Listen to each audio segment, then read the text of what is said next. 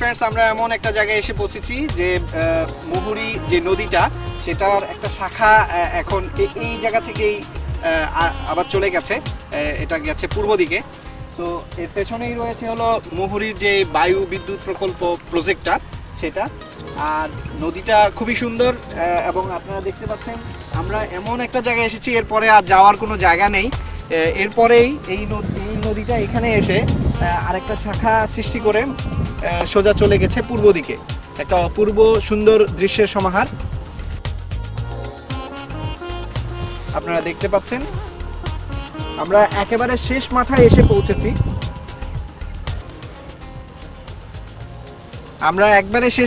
পৌঁছেছি। এরপরে আর যাওয়ার কোনো জায়গা নাই।